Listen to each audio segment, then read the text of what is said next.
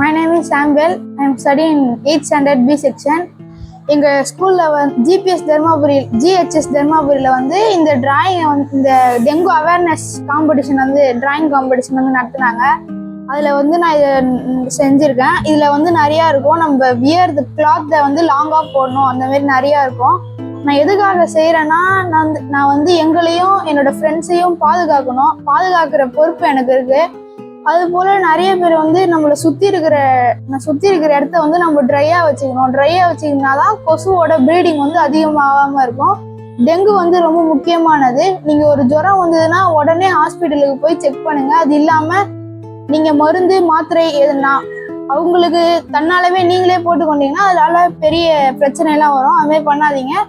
பக்கத்தில் இருக்கிற மருத்துவமனைக்கு போய் அணுகுங்க.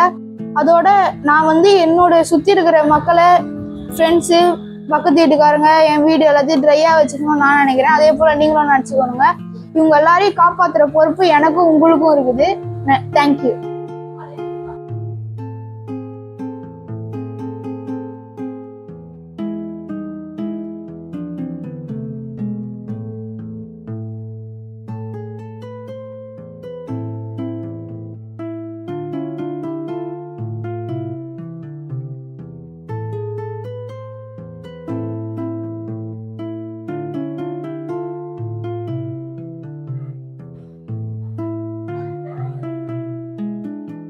My name is Dharnidharan. நான் 9th ஸ்டாண்டர்ட் படிக்கிறேன்.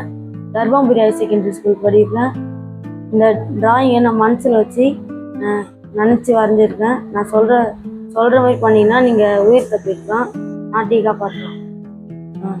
நீங்கள் உங்கள் அப்பாவுக்கோ ஃப்ரெண்ட்ஸுக்கோ டெங்கு வந்ததுன்னா உடனே மாத்திரைலாம் கொடுத்துடாதீங்க. ஹாஸ்பிட்டலுக்கு போய் பாருங்கள். அவங்க எதோ சொல்லுவாங்க.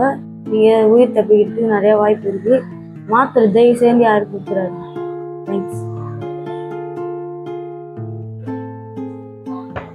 அவங்க வீட்டு ஜாடியிலையோ தேங்காய் மட்டையிலையோ தண்ணி தேங்கி இருந்ததுன்னா அதில் கொசு நிறையா முட்டை போடும், நிறையா ப்ரீட் ஆகும். அந்தமாரி இருந்ததுன்னா அது நல்ல தண்ணியை ஊற்றிட்டு நல்லா கழுவி வச்சுருங்க. இல்லைன்னா அவங்களுக்கு தான் ஆபத்து. வெளில எங்கேயாவது போகும்போது தேங்காய் எண்ணெயோ வேப்ப எண்ணெயோ தேய்ச்சி நிற்கும். தேங்க்ஸ்.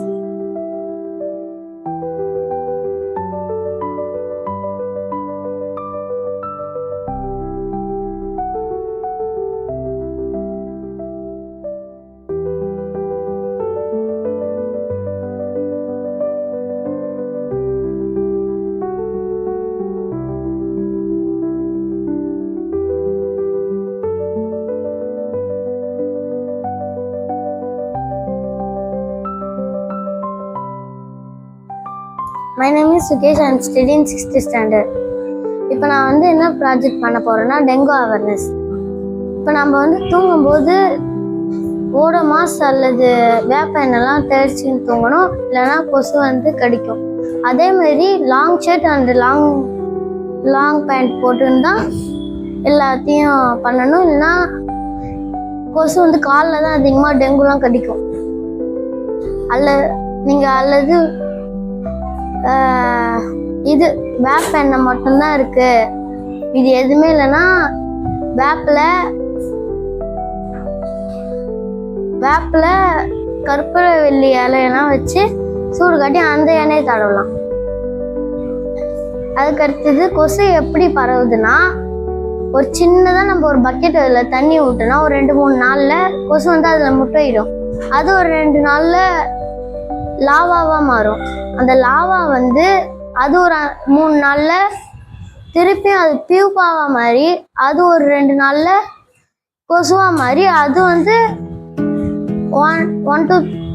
months அது இன்னொன்று தடவை முட்டை போடும். அவ்வளோதான்.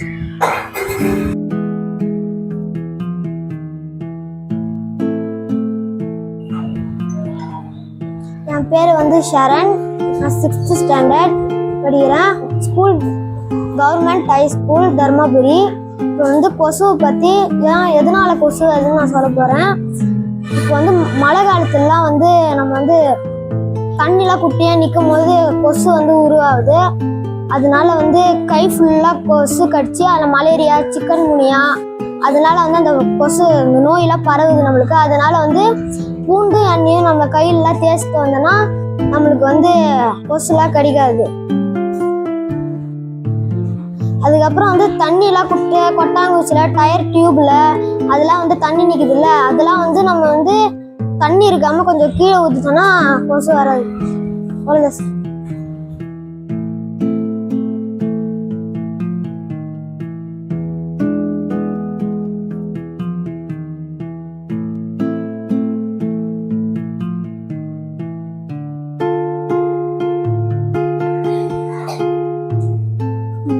முறை டிராயிங் ஃபர்ஸ்ட் என்னன்னா படுக்கும் போது காலை இருத்தரை வைக்கணும், படுக்கணும் என்ன, அப்படி இல்லைன்னா கொசு வலை போட்டுக்கிட்டு படுக்கணும்.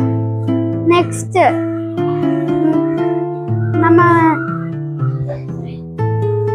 தண்ணி இப்போ நம்ம சுற்றி எங்கேயா தண்ணி நிற்கிறான்னு பார்க்கணும் மழை காலத்தில்.